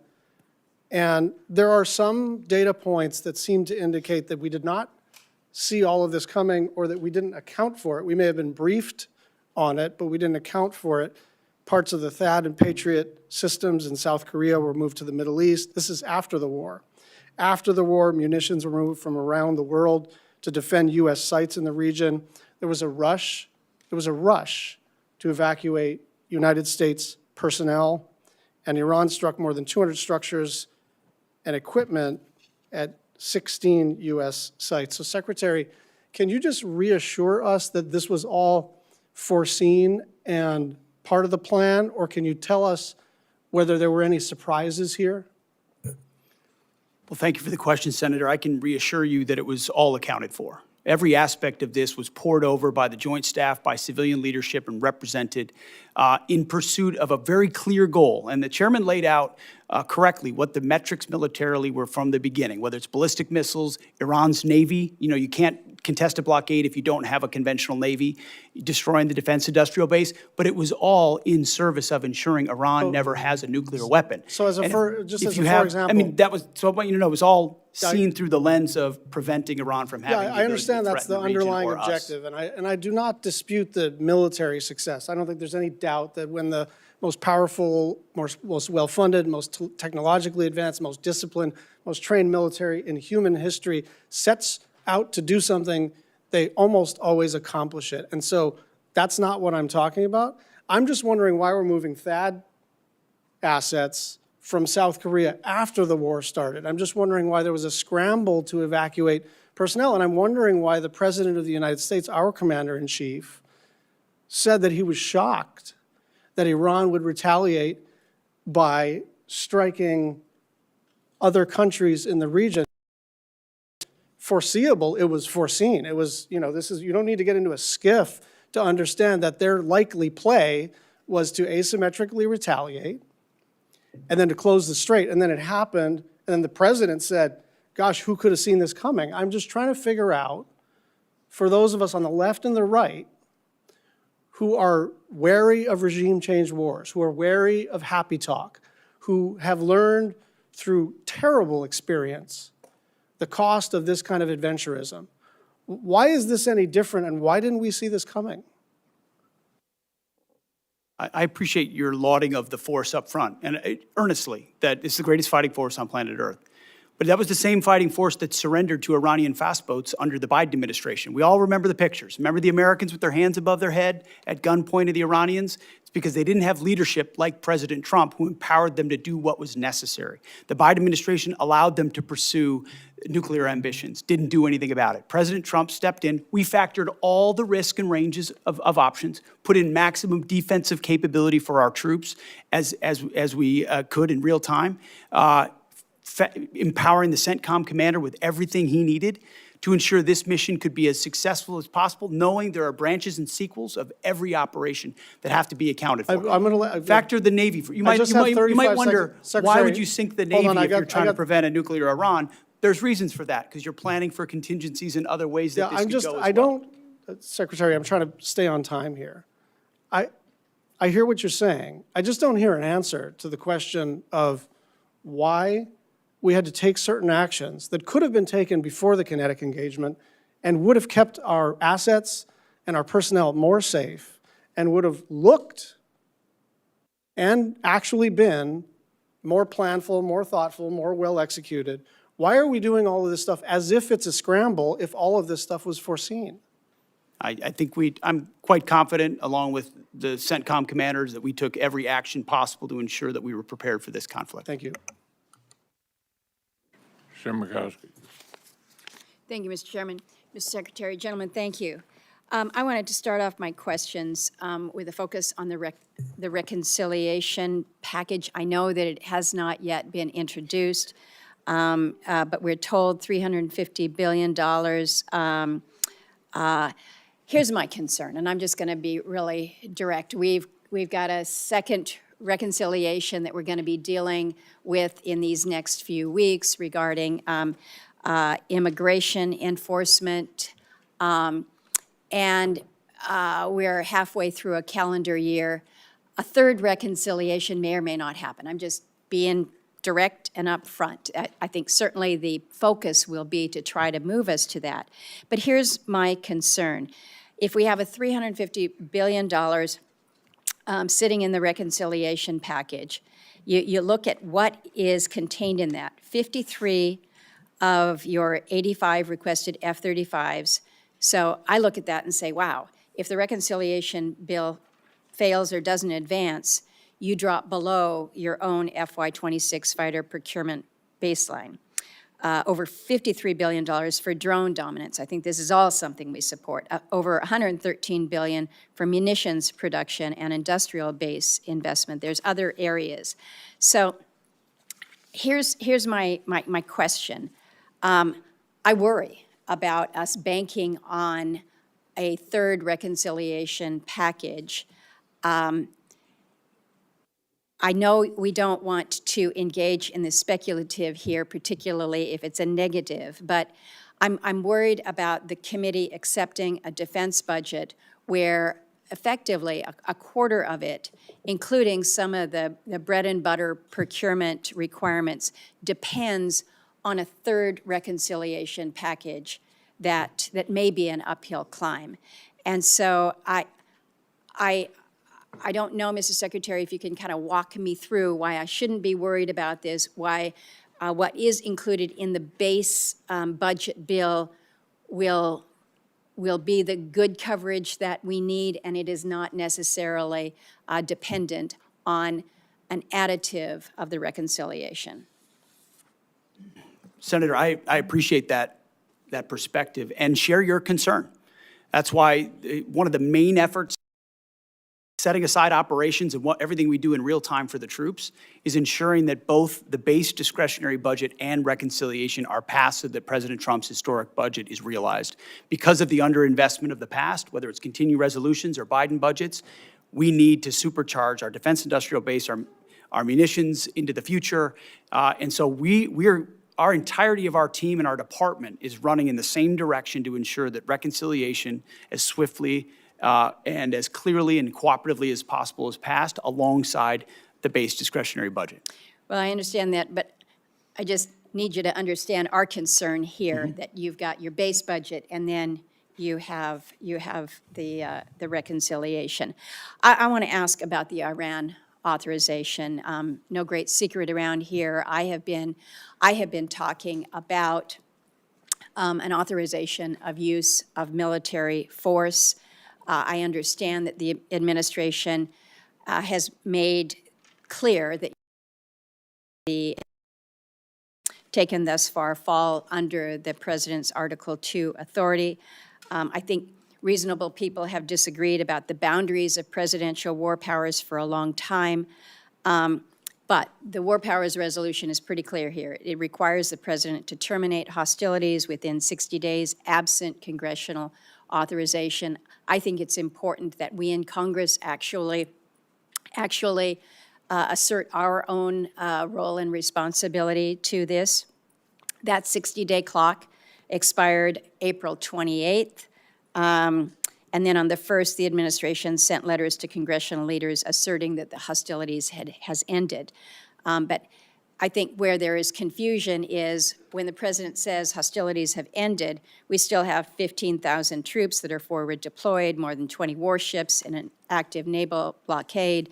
CENTCOM has redirected 61 commercial vessels, disabled tankers. In other words, it doesn't appear that hostilities have ended.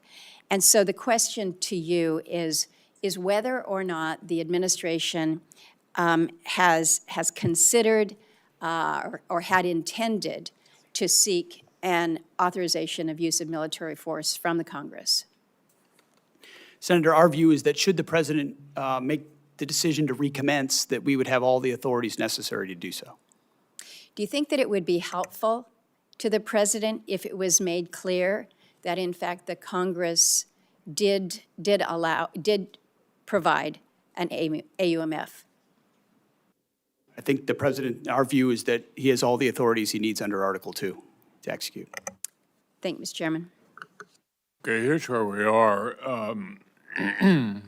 The vote is about over. The Secretary has to get with the President on the China trip. I'm going to ask Senator Murkowski to wrap up. And thank you all for being here. Baldwin, Shaheen, and Kennedy. Baldwin, Shaheen, and Kennedy still have questions. Wrap up after. Hold here.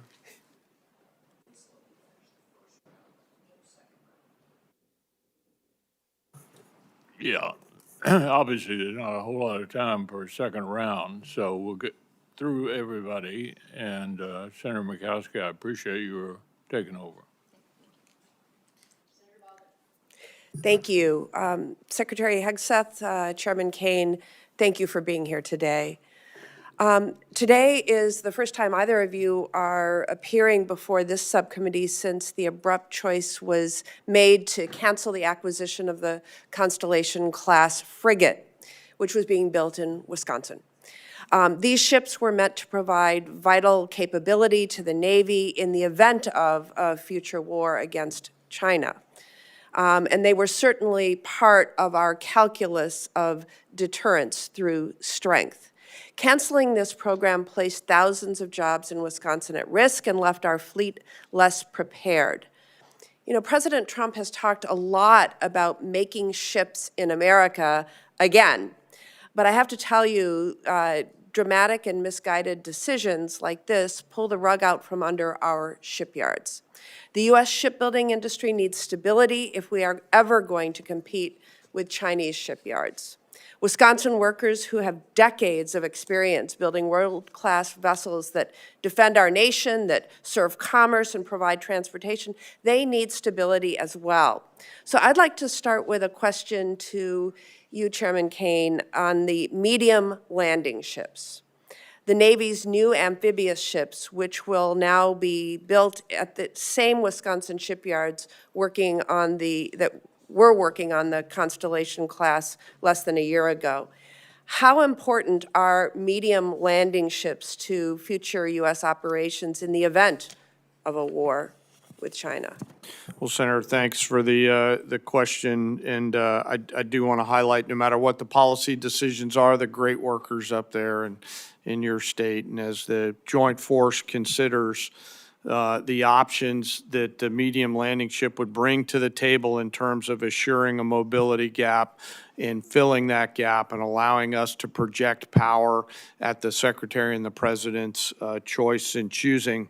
While not stepping into the Navy's boundaries and mindful that the CNO and SECNAV and acting SECNAV in this case will have views, I hope we'll carefully consider this capability and then, if appropriate, bring it forward to the Joint Force. Yeah. Well, unfortunately, the department included the request for funding the construction of 6 medium landing ships in that partisan part of the budget request, the reconciliation, which is in danger of potentially not even passing this year. To be frank, it does not give me confidence that we are taking this program seriously. What would the impact be if Congress did not appropriate funding for the medium landing ships in fiscal year 27? And are you comfortable with the pace that the Navy is planning on building them, Chairman Caine? Well, I'll acknowledge that I think it was yesterday or the day before that they released their shipbuilding plan, and given all the things that I'm juggling in this job that I'm so lucky to have, I've not gone and done a deep dive. So I'd like to come back to you. Please do. If you're okay with it on that matter, so that I don't wing it. Yeah, thank you. I want to now turn to the war with Iran. Yesterday, I had a chance to meet with service members who were injured in the opening days of the war. They struggled to receive adequate and timely care for their injuries in the Middle East, and the fighting kept them from being quickly evacuated to Landstuhl after being injured.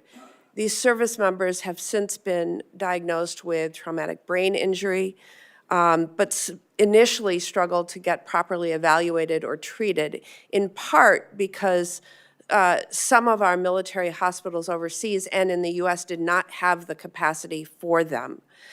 They had to wait for more than 3 weeks to receive the treatment they needed, and it seems clear to me that our military medical system was not prepared to treat those injured in this war. Secretary Hegseth, did DOD review our military health system's readiness to treat those injured in a war with Iran, and did that impact your recommendation to begin Operation Epic Fury? Well, the view of the department was always to, as expeditiously as possible, move anyone injured that needed further care to Europe for that care, with the recognition that, thankfully, 90% of those that have been injured in Epic Fury have returned to duty. So most of those injuries have been minor enough that they return, but we always catalog if there could be future complications to ensure that they get care in the future. it seemed to me, from what I heard, that we weren't prepared in theater, we weren't prepared in Germany, and we weren't prepared immediately upon these soldiers' return to the U.S. Can you commit to ensuring that every service member, including my constituents, will receive necessary medical care after being injured in this war, and that the military health system is now prepared for any future casualties in this war? We have been, and we will continue to be.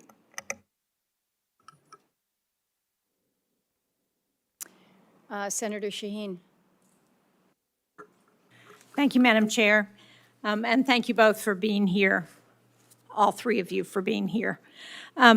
Since your testimony 2 weeks ago, Secretary Hegseth, before the Armed Services Committee, the department has sent over your legal review, which I appreciate, thank you, for use of security assistance funding for Ukraine.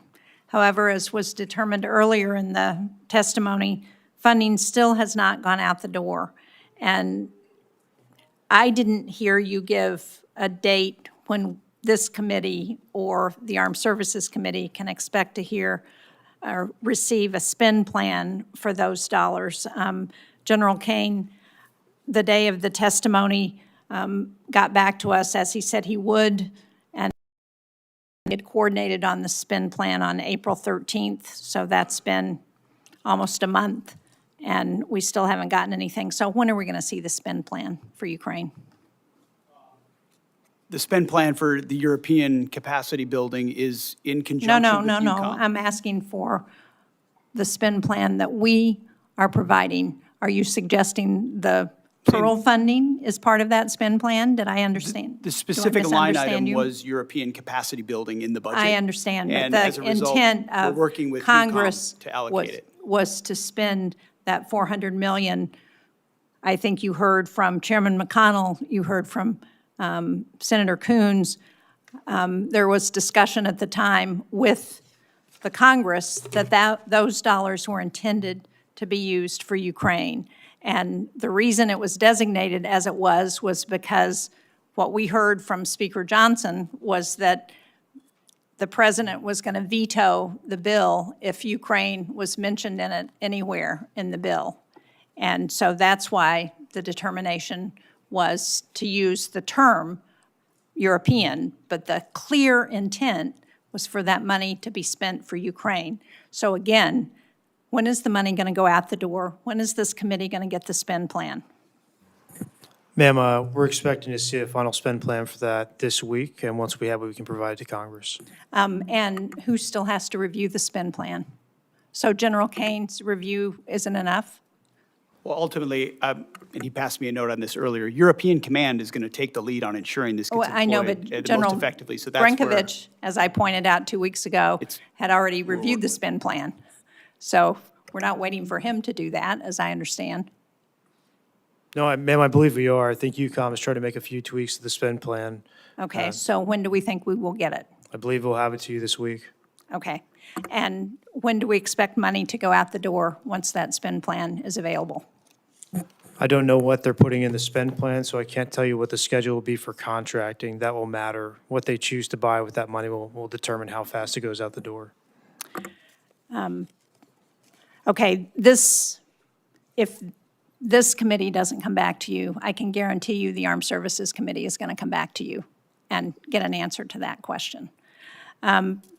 Secretary Hegseth, a number of members of Congress have expressed our concern that Iran is receiving intelligence support from Russia to target our service members, even as we loosen sanctions on the Kremlin. Russia's making $4 billion from oil sanctions relief because we've loosened those sanctions. As has been testified to, an Iranian Shahed drone costs about $35,000. That's enough money for hundreds of thousands of drones supporting Russia's war in Ukraine, and billions for Iran to reconstitute its industrial base. So if one of the goals that's been outlined by the president as part of this war is to destroy Iran's defense industrial base, don't you think we ought to be putting more pressure on Russia and putting those sanctions back on those Russian oil ships so that they are not continuing to fund Iran in this war?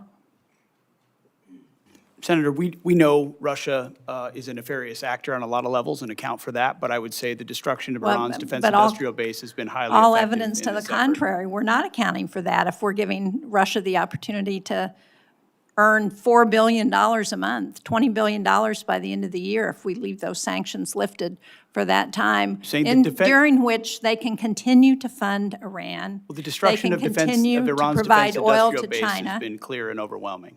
The destruction of Iran's defense industrial base has been clear and overwhelming. Well, it's certainly not clear to me as a member of the committee because what we see is Iran still producing drones. They're still engaged in this conflict. We have not won this war There's a difference despite between the rhetoric. pulling a drone out of a cave that's been collapsed and producing more drones. That's a different thing. Well, maybe so, but if Iran still has almost 50% of their missile capacity and the ability to pull drones out of caves and still injure our allies and U.S. service members, then we have not won the war. We are told that Senator Kennedy should be here in mere minutes, and so Senator Coons, if you want to ask you, a Senator. couple questions until he arrives. Thank you, Senator Murkowski. Mr. Secretary, I'm just going to follow up on the questions I asked in my first round and the questions that had been asked by members of both parties. In my assessment, there was no imminent threat to the United States that justified the president using his Article II powers, and there was insufficient preparation to make sure that we had the right troops, the right capability deployed.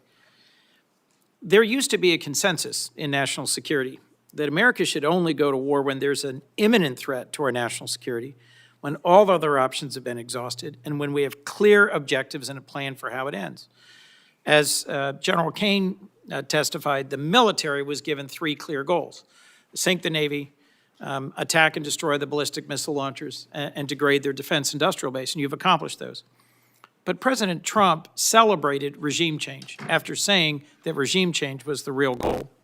And our NATO allies have delivered. They have allowed overflight, they have allowed projection of force despite not being consulted. You said just a few moments ago, Mr. Secretary, we control the strait. But it's clear that reopening the Strait of Hormuz for commercial traffic eludes us, in no small part because Iran retains a robust stockpile of cheap, lethal Shahed drones, and they are getting help from our adversaries in rebuilding them. What is your plan for reopening the Strait of Hormuz, Mr. Secretary? I would just note that the majority of your question was highly disingenuous and loaded with suggestions that I very much don't agree with. From the beginning, Please feel free, sir, to pick any one of those from the things. beginning, we've been very clear about the military objectives and Yes. the underlying strategic objective, which is preventing Iran from getting a nuclear weapon. Yes. Take, for example, the fact that Iranians' conventional Navy, they had aircraft carriers with Shahed drones on them before this started. They had full-on destroyers and battleship capabilities, none of which they have anymore. And Did their the inability Iranian to- Navy have aircraft carriers? Iranian Navy had 3 drone aircraft carriers. The Iranian Navy They had 11 launch submarines. platforms for drones, sure. They had 11 submarines. And you've They had sunk a all of the terror regular Navy. Great, good. They retain fast boat capabilities, which they've always had. We understand that, which we can control for and will. We've degraded almost completely their defense industrial base capabilities. The idea that they control anything, you can terrorize something, you can hold it at issue with piracy, as I've talked about at the Pentagon podium time and time again. Correct. That doesn't mean you control it. We control what goes in and out, and we control whether or not we have to restart conflict. The president does as well. Mr. So Secretary. we're the ones that will manage where this goes in the future, and they have very limited ability to set the tempo or respond to it, and that gives the president a lot of options to ensure that Iran never gets a nuclear weapon. The connection between their ability to close the Strait of Hormuz using fast boats and Shahed drones and our strategic goal, shared broadly, to prevent them from ever having a usable nuclear weapon is utterly unclear to me. And my question was, what's the plan for reopening the Strait of Hormuz to commercial traffic, given Shared broadly, skyrocketing but never prices? executed. Shared broadly, but never executed, because previous administration didn't have the willingness to actually do what it would take. And when Iran was at its weakest moments following the 12-day war, but still wanted the pursuit of a nuclear capability, President Trump made the courageous decision to go at their conventional umbrella and shield, which they were using to protect their nuclear program, which we knew came with threats and branches and sequels. My which we've concern, accounted Mr. for. Secretary, is that you've achieved a series of tactical successes, but are on the verge of a strategic loss, because we are now negotiating. I just think it's so a foolish. demand- Here we are in a committee in the United States Senate, 74 days in, and you're talking about strategic loss. We have the ability to 74 defeat a days in. 47-year threat of a pursuit of a nuclear weapon. We have more leverage than we've ever had.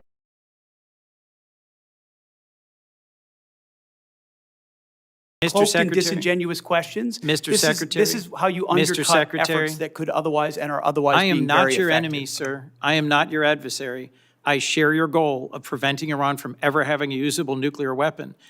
To finish my sentence, control of the Strait of Hormuz, the ability to degrade our partners and allies' gas and oil production capabilities through cheap drones, the ability to harass and harry commercial shipping remains in Iran's hands. And their demands are that we recognize sovereignty for them over the Strait of Hormuz, which I believe our president's rejected, you've rejected, I reject. But my question remains, how do we reopen the Strait of Hormuz to commercial shipping? If we control it, how do we reopen it? And your average American is seeing this at the gas pump every single day as the cost of gas continues to rise. Senator Coons, I know that your question has not yet been responded to. And it deserves an answer. It does But I also deserve an understand I'm answer. delaying my colleagues. But that's the question that deserves an answer, Mr. Secretary. We do have Senator Kennedy, followed by Senator Murphy, and I know that Secretary has a time departure. Thank you for your indulgence, thank you. Madam Chair. Thank you. Mr. Secretary, welcome. Can we agree that if you took President Xi Jinping and turned him upside down and shook him, that the African country of Mauritius would fall out of his pocket?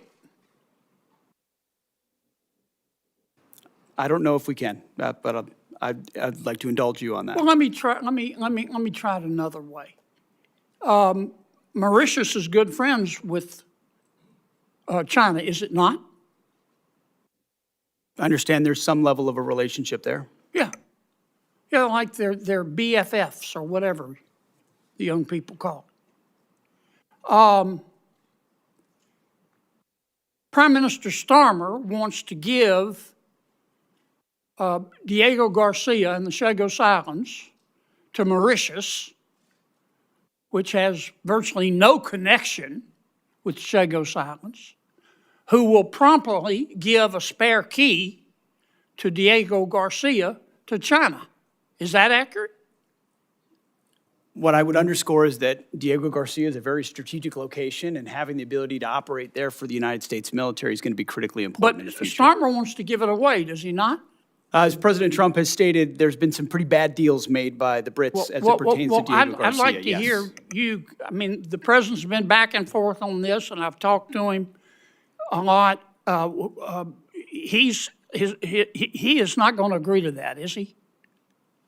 No, as the president has stated, it was a bad deal that was cut by the UK and Prime Minister Starmer as it pertains to Diego Garcia, as evidenced by limitations that our troops could face in how we use that island. Yes. All right. I appreciate that.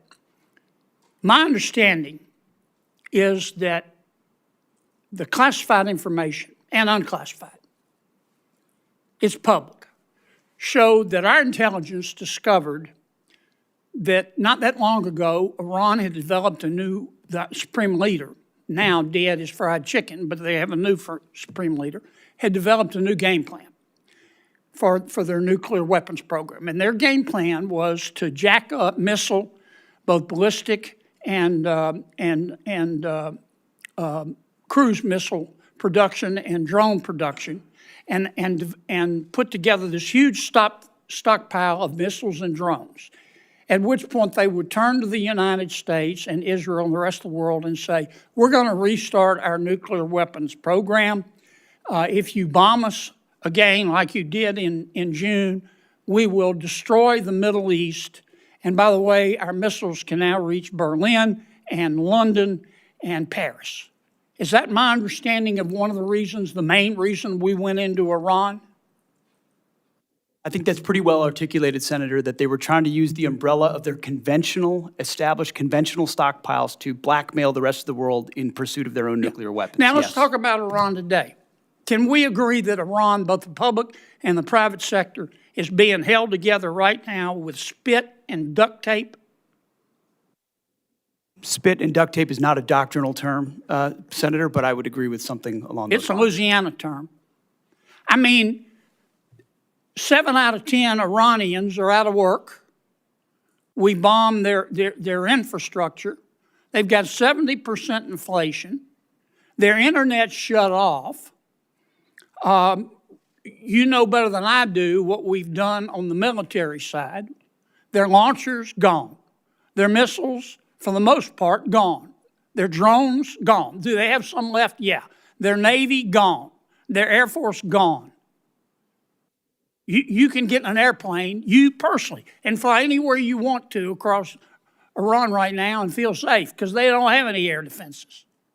It will be, in my opinion, 20 years and cost $1 trillion before they're even back somewhat to normal. And I don't have the slightest idea where they're going to get the money. If they think China's going to give it to them or Russia, they've got to learn a hard lesson. To that extent, have we achieved our objective in Iran? Objective, as this president has stated from the beginning, is to ensure they don't get a nuclear weapon, and President Trump remains dedicated to ensuring that happens. And everything you described with the military degradation of their country was in service of ensuring they never get a nuclear weapon. This is what I never understood the president to say, I want a regime change in Iran, and I want to obtain all of their fissile material. I've never heard him say that. What I heard him say was, I don't want to go back through it, but our goal is to cripple them so they can't blackmail the rest of the world. Now, many of my Democratic friends are trying to say we have lost. Here's a footnote. You're not going to get Democratic support. They're not. They're not going to support you, Mr. Secretary, because they don't support President Trump. I know that's not a newsflash. But they say we've lost. I don't get it. I don't understand how we've lost. Is the strait closed? Yes. But if we continue that blockade where nothing's going in and nothing's going out, eventually they're going to have to shut down their oil fields, are they not? Half of their oil fields are low pressure. Once they put them down, they're not going to get them back up. Am I missing something here? No, that's why the president is right when he says we hold all the cards, and we do. And we've got the best deal maker in the world able to make the best deal for the United States of America. And if we have to go back at it as the Department of War, we're ready to do that as well. Well, keep two things in mind. You're not going to win over my Democratic friends. It's not worth getting your blood pressure up. Focus on other things. And number two, just keep this in mind. America first does not have to mean America alone. America first does not have to mean America alone. We need all the friends we can get. They need to carry their own weight. They need to pay their bills. But the more the better. I'm sorry I went way over, but I sure do appreciate Senator it. Kennedy. Senator Murphy. Thank you, Madam Chair. Thank you all for being here. Let me give you a chance, Mr. Secretary, to answer Senator Coons' question, which is a really simple one. How are we going to get the strait open? Because nothing matters more to our constituents than doing something about these spiraling gas prices, which are bankrupting families and farmers all across the country. And maybe let me ask it this way.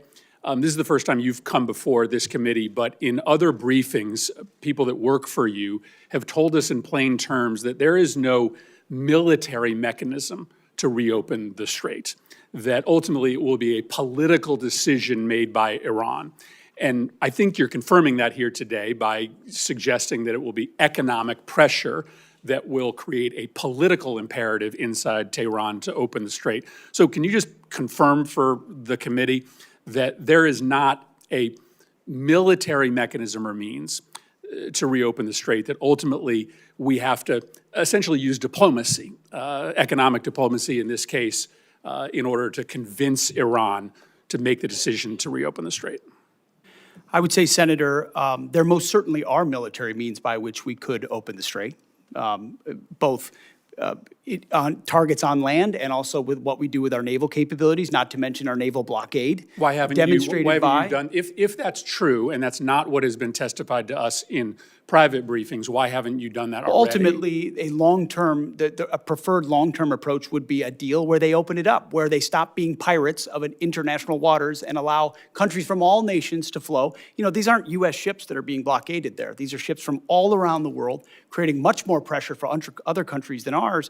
So the bad guy here is Iran, who's closing the strait through piracy effectively, because they really only have fast boat capabilities. We're blockading them. None of their stuff's getting out. They're feeling all the pressure. Okay, so here's my follow-up question.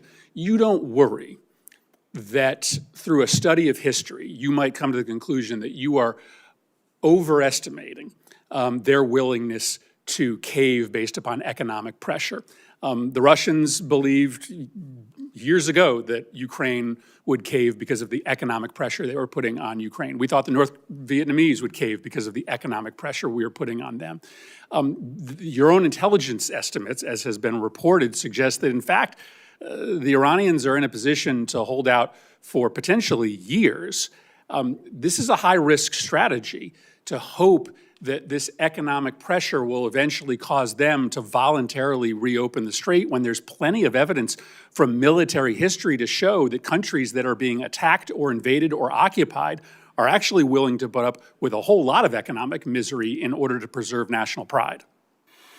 Well aware. We understand all of those historical case studies, and it's not just economic pressure. There's military pressure, diplomatic pressure. We certainly have a lot more military pressure we can bring to bear if the president were to choose to do so. I think there are a lot of different dynamics cards that the president can play, holding all of them to ensure even greater economic pressure or even greater military pressure in Iran. And they know that, and that's why the negotiations are serious and ongoing right now about giving up their nuclear capability, because they understand that. And the problem is time is not on our side here. I believe you are being way too optimistic in your assessment of their potential to cave. But if this goes on for another 30 days, there are going to be thousands more farms that will go bankrupt. There are going to be families that are going to be ruined. And so time is not on our side. And I just don't believe that Iran is ready to capitulate yet. And if they capitulate in a year, there's going to be a whole lot of families and businesses that are ruined in the United States. General Caine, let me finally ask you a question about what seems to be a difference of opinion between the intelligence services that you rely on and the public statements of the President of the United States with respect to our war objectives. The Secretary and others in the President's cabinet have said very clearly that our war objective is to destroy Iran's missile and drone program.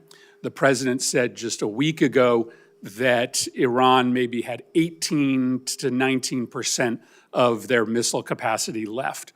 But there is public reporting suggesting that our intelligence agencies say that Iran still has 70% of their missile and drone capability, which would be a failure of our objectives if that were to be true. What can you tell us about the number of missiles and drones that they have left, and do you dispute that intelligence estimate? Sir, I'm not going to comment, with deep respect for the question, I'm not going to comment in this forum on what may or may not have been opined on by the IC, which would suggest a leak or a confirmation of any intel. So while I appreciate the question, I hope you'll also appreciate my not answering it. Well, then just give me the president said that 80% of I'm not going to comment on BDA on either way, sir. Well, then how do we or the American public assess the success of the mission when you've stated publicly the purpose of the mission is to destroy their missile and drone capability? How do we assess whether we should continue funding this if you can't state Well, I'm to not us going what to the answer assessments are. what you guys in the Congress considers the decision criteria around continued funding or not. What I know is that I've not read the report that you're talking about. All of our battle damage assessment matters are classified, and it would be inappropriate for me to comment in this forum on that. And I appreciate the question, but I'm not going to answer it. Let me just put it to Secretary Hegseth. The president said that 80% of their missile capacity had been destroyed. This public report says it's only 30%. Can you give us an answer as to what the real number is? I mean, I would answer the same way as the chairman. Not talking to this committee about the damage assessment? Not validating leaked information that could be wrong or not wrong. Why would I validate what Well, no, just tell us people what the may number leak or is. not leak? You're- This is not a classified well, you setting. said We don't you're- talk about those things. You Senator like to talk Murphy. about them on TV, we don't talk about them here. I would perhaps suggest that, that some of these questions and responses are perhaps best in a classified setting. But I also acknowledge that we are not in a classified setting. We have held the secretary and the chairman longer than I think they had anticipated.